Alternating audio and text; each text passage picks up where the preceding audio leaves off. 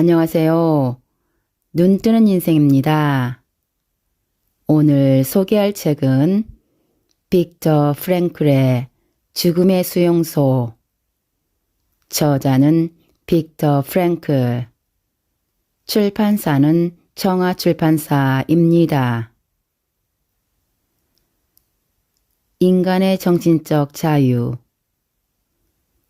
강제 수용소 수감자들이 지니고 있던 전형적인 심리적 특징에 관한 문제를 정신의학적인 측면에서 소개하고 정신병리학적으로 설명하는 과정을 거치면서 독자들은 인간이 철저하게 그리고 필연적으로 주변 환경의 영향을 받는 존재라고 생각하게 됐을 것이다. 하지만 인간의 자유는 어떤가? 어떤 주어진 환경에 대한 사람들의 행동과 반응에 아무런 정신적 자유도 없단 말인가? 우리가 믿고 있는 이론, 즉 인간은 여러 조건과 환경적인 요인, 다시 말해 생물적, 심리적, 사회적 성격으로 이루어진 이것들이 만들어낸 하나의 피조물에 지나지 않는다는 것이 정말로 사실일까? 인간은 이런 여러 요소들에 의해 우연히 만들어진 존재에 지나지 않는 것일까?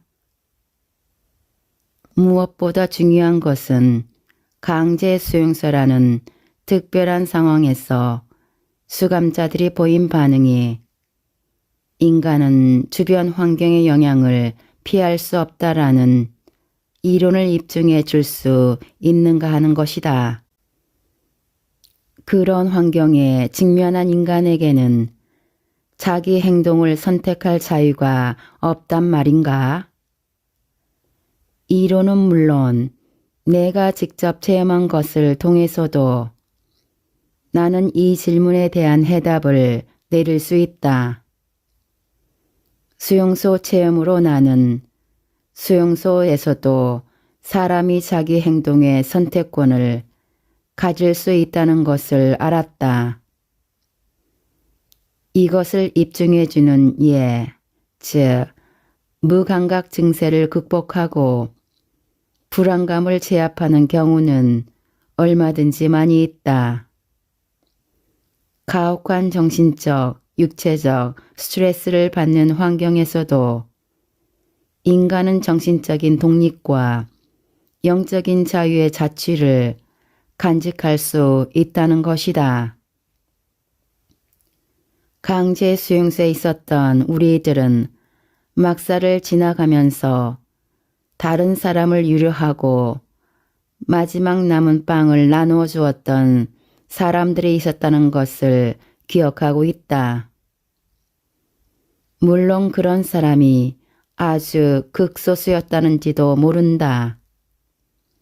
하지만 이것만으로도 다음과 같은 진리가 옳다는 것을 입증하기에 충분하다.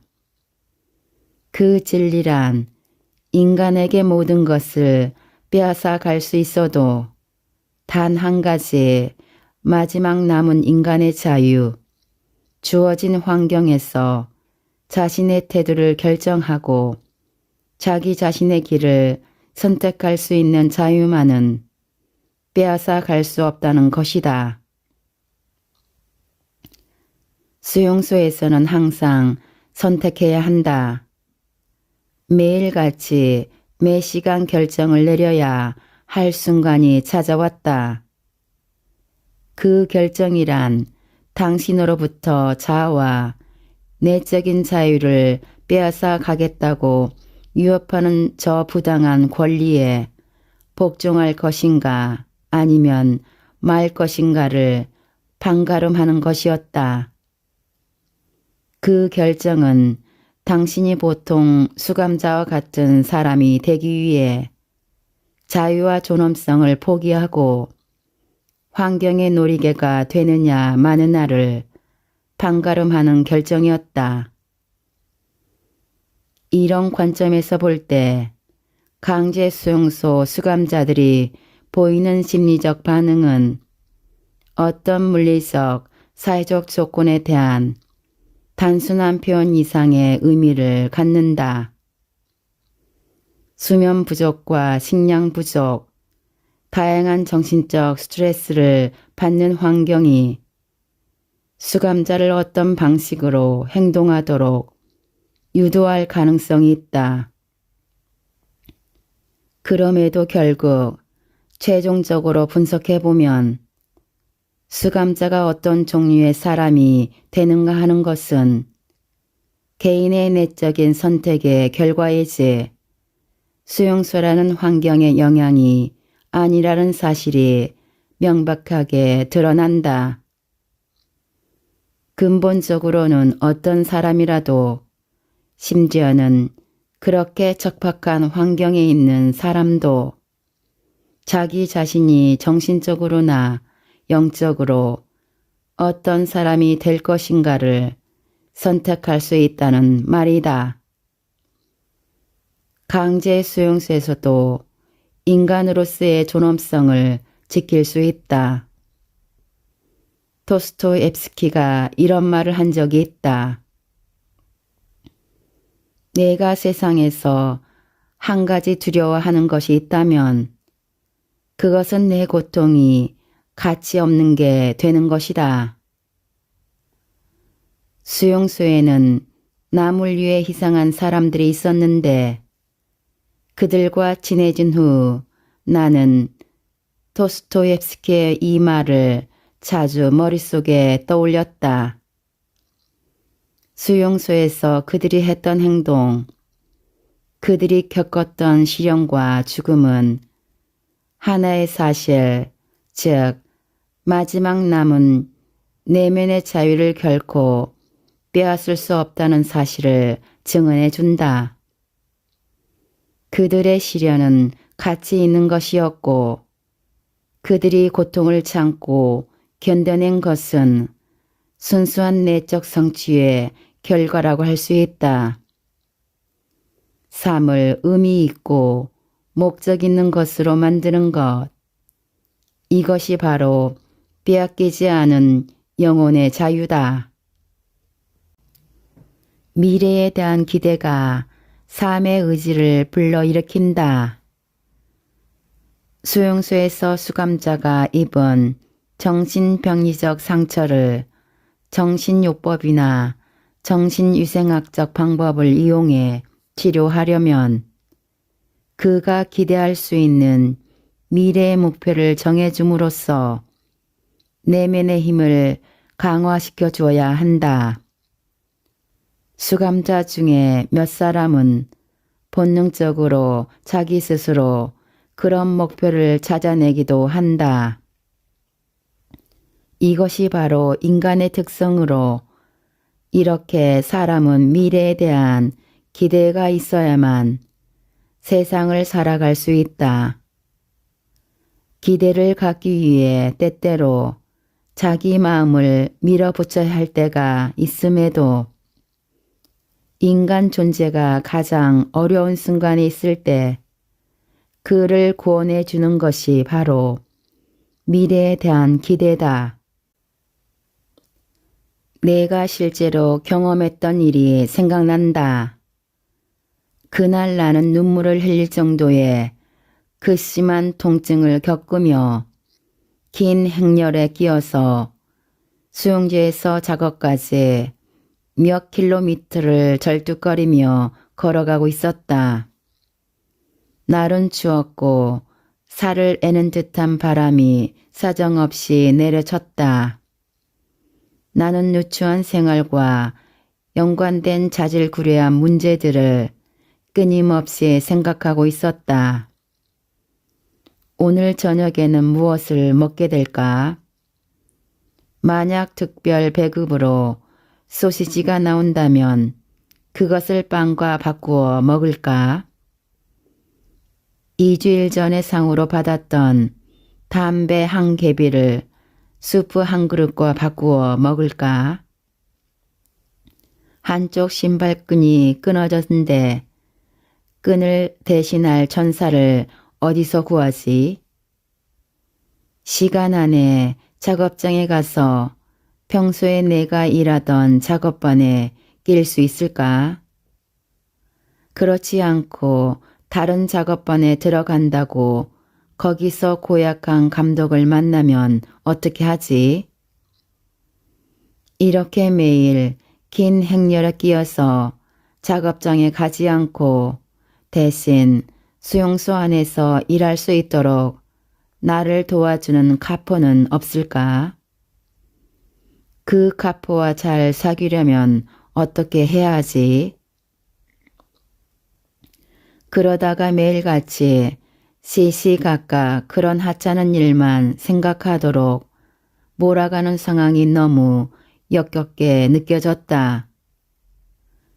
나는 생각을 다른 주제로 돌리기로 했다.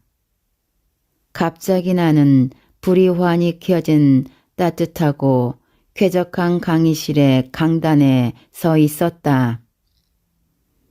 앞에서 청중들이 푹신한 의자에 앉아 내 강의를 경청하고 있었다. 나는 강제 수용소에서의 심리 상태에 대한 강의를 하고 있었던 것이다.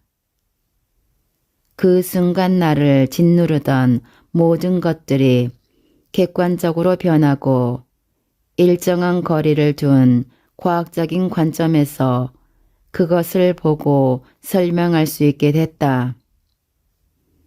이런 방법을 통해 나는 어느 정도 내가 처한 상황과 순간의 고통을 이기는데 성공했고 그것을 마치 과거에 이미 일어난 일처럼 관찰할 수 있었다. 나 자신과 문제는 내가 주도하는 흥미진진한 정신과학의 연구 대상이 됐다.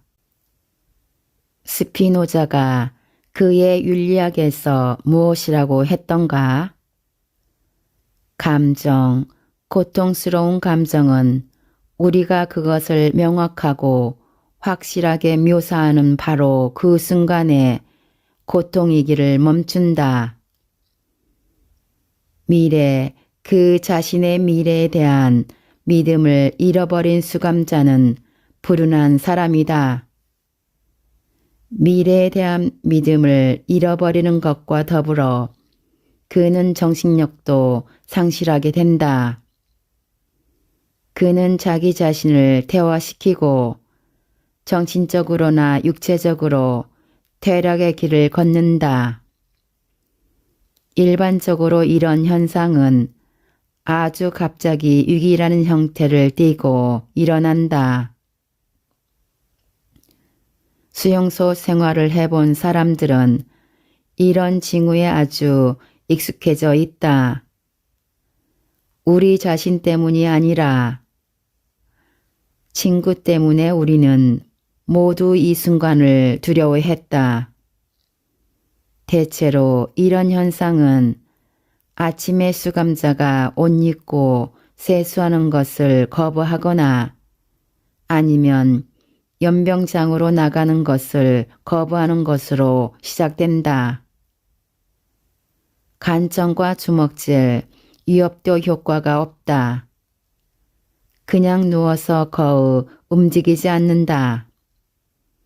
만약 이런 위기가 병 때문에 생긴 것일 경우 그는 병실로 옮겨지는 것을 거부하고 그 밖에 도움이 되는 그 어떤 것도 거부한다.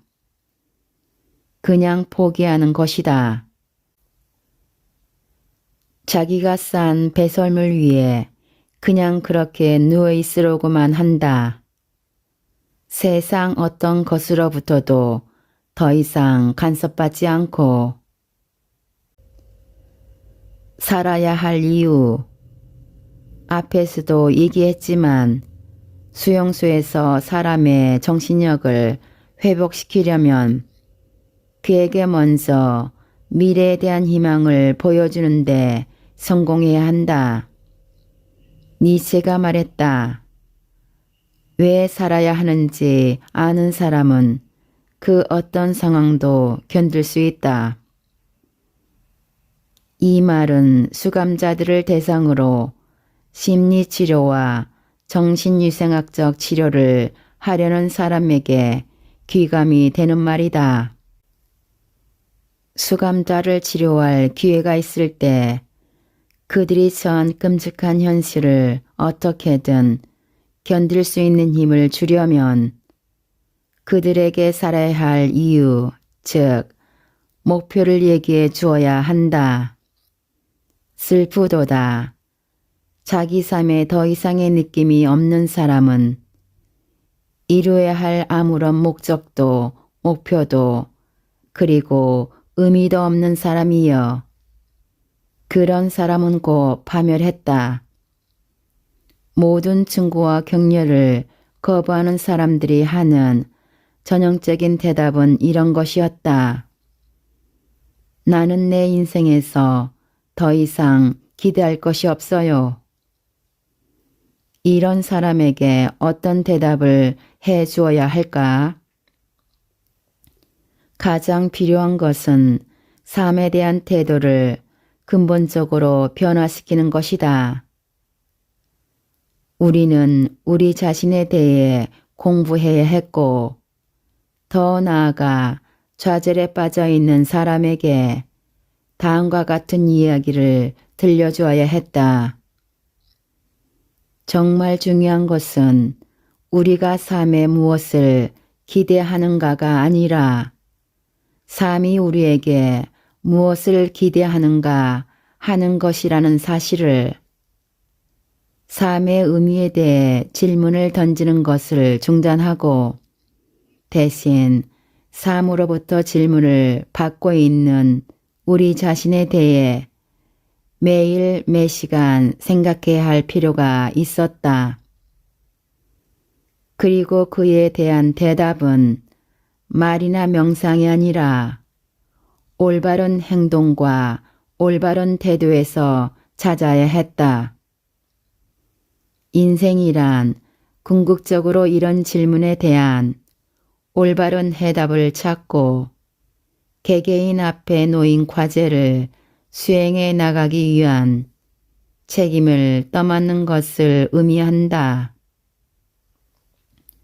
이런 과제들, 즉 삶의 의미는 사람마다 다르고 때에 따라 다르다. 따라서 일반적인 방식으로 삶의 의미를 정의하는 것은 불가능하다. 삶의 의미가 무엇인가에 대한 대답은 포괄적으로 할 수 있는 것이 아니다. 삶은 막연한 것이 아니라 현실적이고 구체적인 것이기 때문이다.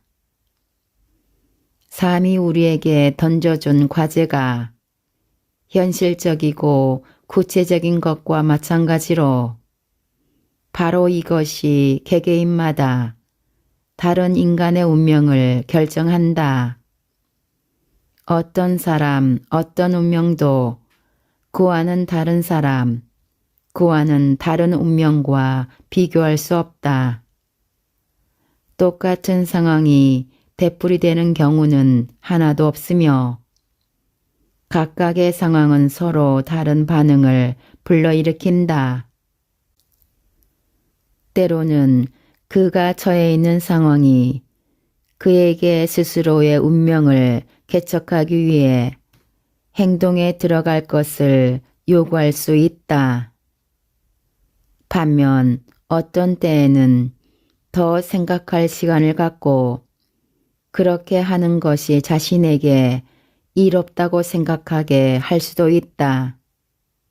때로는 주어진 운명을 그대로 받아들이고 자기 십자가를 지고 나가야 할 때도 있다. 각각의 상황들은 그 나름대로 독자성을 갖는다. 그리고 어떤 상황에서 비롯된 어떤 문제에 대한 해결책은 언제나 가까운 곳에 단 하나만 있는 법이다. 만약 어떤 사람이 시련을 겪는 것이 자기 운명이라는 것을 알았다면 그는 그 시련을 자신의 과제, 다른 것과 구별되는 자신만의 유일한 과제로 받아들여야 한다. 시련을 당하는 중에도 자신이 이 세상에서 유일한 단 한 사람이라는 사실에 감사해야 한다. 어느 누구도 그를 시련으로부터 구해낼 수 없고 대신 고통을 짊어질 수도 없다. 그가 자신의 짐을 짊어지는 방식을 결정하는 것은 그에게만 주어진 독자적인 기회이다. 의미를 찾고자 하는 의지. 인간이 의미를 찾고자 하는 마음은 그 사람의 삶에서 근본적으로 우러나오는 것이지 본능적인 욕구를 2차적으로 합리화하려고 생각하는 것은 아니다. 이 의미는 유일하고 개별적인 것으로 반드시 그 사람이 실현해야 하고 또 그 사람만이 실현할 수 있다. 그렇게 해야만 의미를 찾고자 하는 그 자신의 의지를 충족시킨다는 의의를 갖게 된다. 어떤 학자들은 의미와 가치가 자신을 방어하기 위한 수단이나 반사작용 그리고 승어에 불과하다고 주장하기도 한다. 내 경우를 얘기하자면 나는 단지 나 자신을 방어하기 위한 수단을 위해 세상을 살고 싶지 않을 뿐만 아니라 단지 내 반사작용을 위해 죽고 싶은 생각도 없었다. 하지만 인간은 스스로의 이상과 가치를 위해 살 수 있는 존재이며 심지어 그것을 위해 죽을 수도 있는 존재이다. 몇 년 전 프랑스에서 설문조사를 실시한 적이 있다. 그 결과 89%의 사람들이 인간에게는 살아야 할 의미를 주는 그 무엇이 필요하다고 응답했다. 그중 61%는 자기 삶에 기꺼이 그것을 위해 목숨을 내놓을 수 있는 어떤 것과 어떤 사람이 있다고 대답했다. 그 나는 빈에 있는 내 진료소에서 환자들과 병원 직원들을 대상으로 같은 종류의 설문을 실시했다. 그 결과 프랑스에서 수천 명의 사람들을 대상으로 했던 것과 비슷한 결과가 나왔다.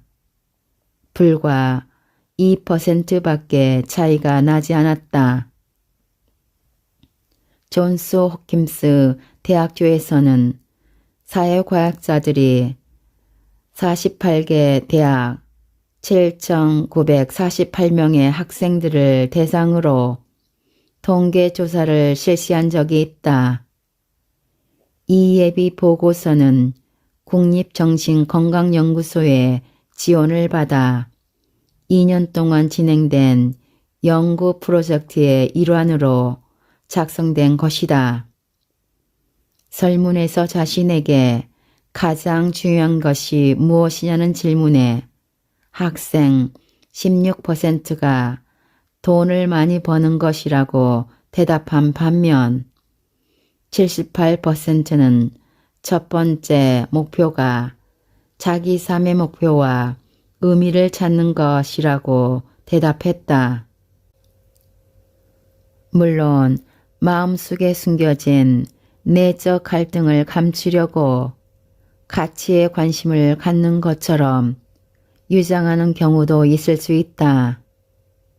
하지만 만약 그렇다 하더라도 그것은 어디까지나 예외적인 경우이지 언제나 그런 것은 아니다. 그리고 이런 경우 우리는 그 거짓 가치의 문제를 처리해야 하고 그렇게 해서 그 가면을 벗겨내야만 한다. 하지만 가면을 벗기는 작업도 인간의 진정한 순수한 욕구, 즉 자기 삶의 소망에 의미를 부여하고 싶어하는 그런 욕구와 만나면 즉시 중단돼야 한다.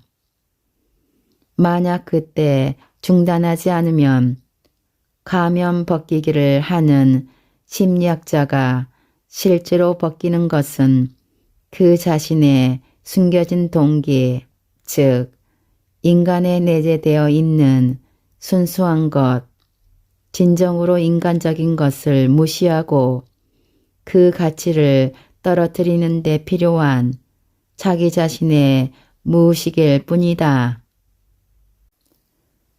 정신의 역동성, 의미를 찾으려는 인간의 노력이 마음의 평온을 가져오기보다 긴장을 불러일으키는 것은 틀림없는 사실이다.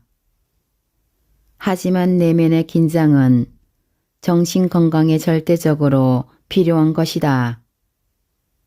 삶에 어떤 의미가 있다는 것을 깨닫는 것보다 최악의 상황에서 효과적으로 살아남을 수 있는 방법은 없다.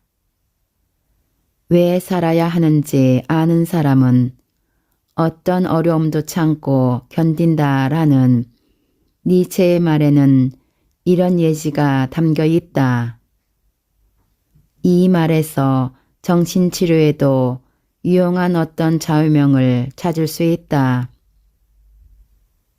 나치 강제 수용소에 있었던 사람들은 수감자 중에서 자기가 해야 할 일이 있다는 것을 알고 있는 사람이 더 잘 살아남았다는 사실을 눈으로 확인할 수 있었다. 강제 수용소에서의 경험을 쓴 또 다른 사람들도 일본과 북한, 북베트남의 포로 수용소에서 실시한 정신치료 연구조사도 똑같은 결론을 내리고 있다. 나의 경우를 예로 들어보면 아우슈비츠에 처음 잡혀갔을 때 나는 출판하려고 집필 중이던 원고를 압수당했다.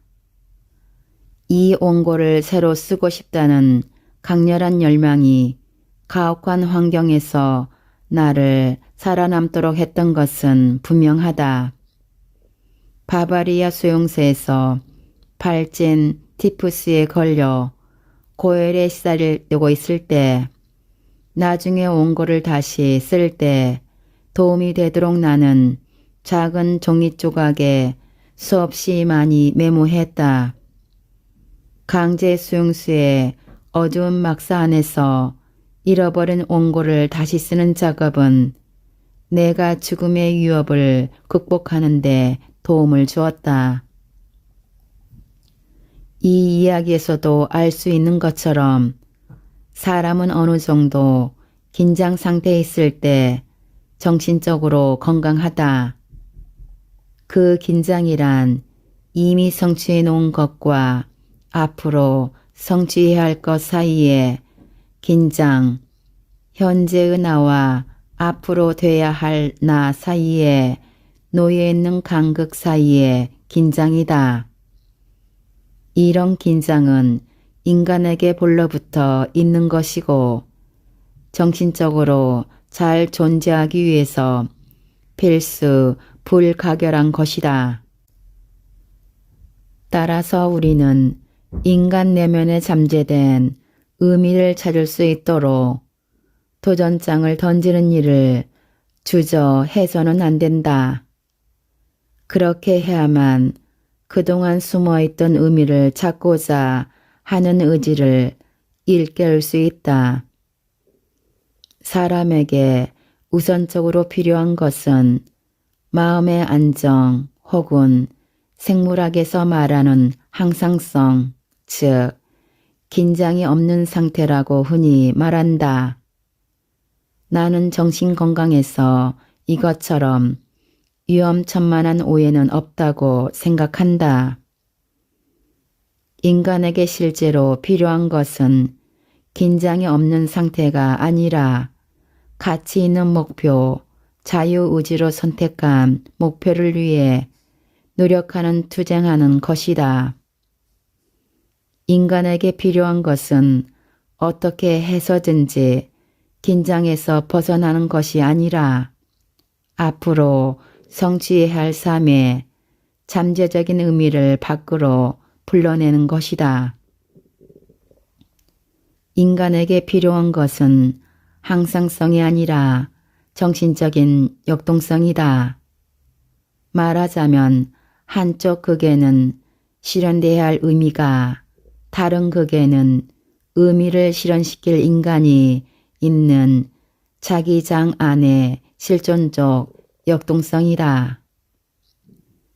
이것이 정상적인 상황에서만 유효하다고 생각해서는 안 된다.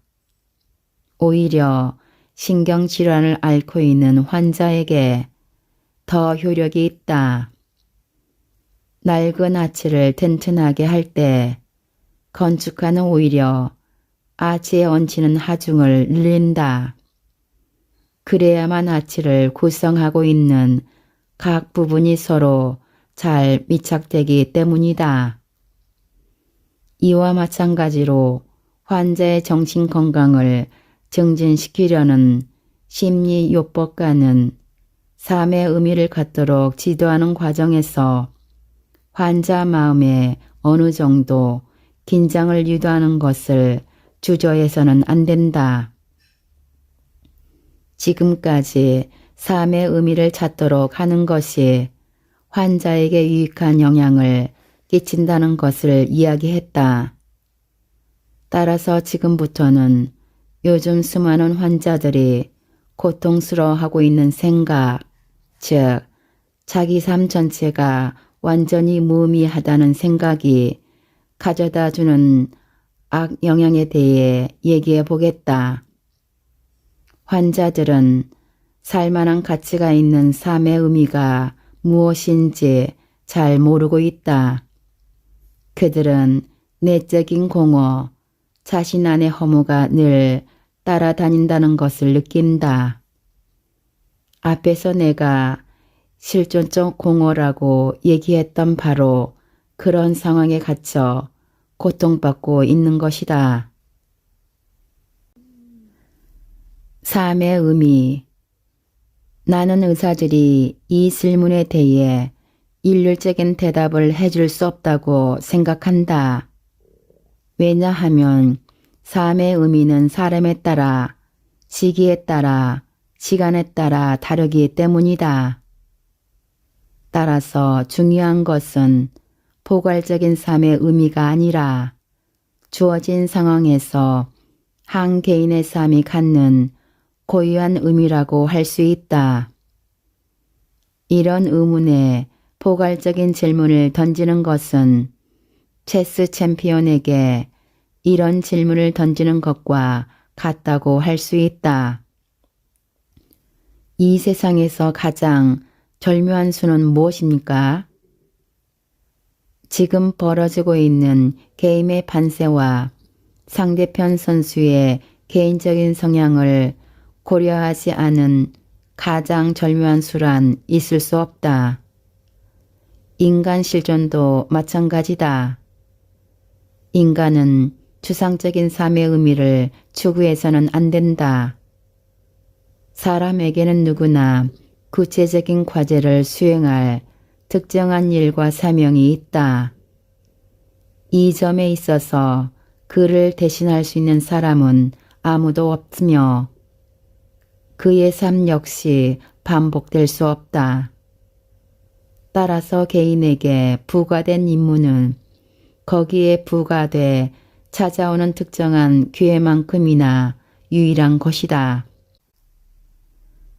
삶에서 마주치는 각각의 상황이 한 인간에게는 도전이며 그것이 그가 해결해야 할 문제를 제시한다. 따라서 실제로는 삶의 의미를 묻는 질문이 바뀔 수도 있다. 궁극적으로 인간은 자기 삶의 의미가 무엇이냐를 물어서는 안 된다. 그보다는 이런 질문을 던지고 있는 사람이 바로 자기라는 것을 인식해야만 한다.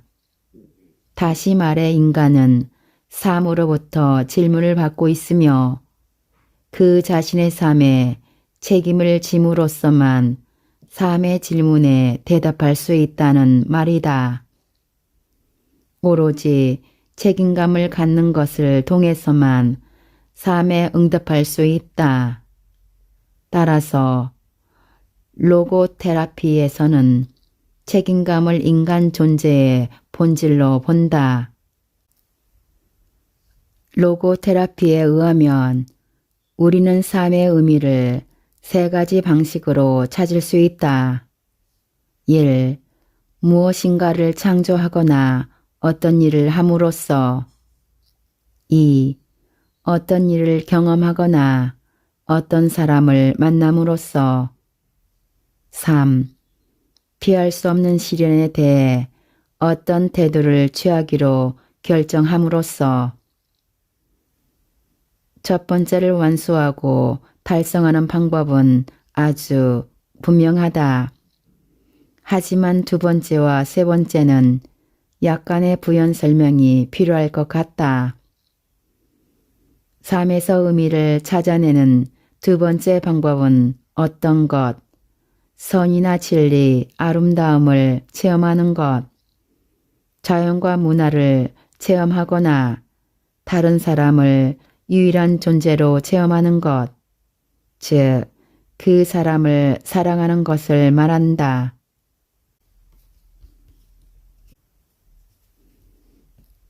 지금까지 빅터 프랭클의 죽음의 수용소에서 일부 발췌하여 읽어드렸습니다. 눈뜨는 인생의 리뷰 한마디는 아래 댓글에 있습니다. 지난주에 제가 완독했던 책들도 간단하게 한 줄로 요약하여 댓글에 남겼습니다. 구독과 좋아요 부탁드려요. 좋은 글과 책으로 보답하겠습니다. 우리 모두 함께 같이 책을 통해 성장해 갔으면 합니다. 오늘도 좋은 하루 되세요. 감사합니다.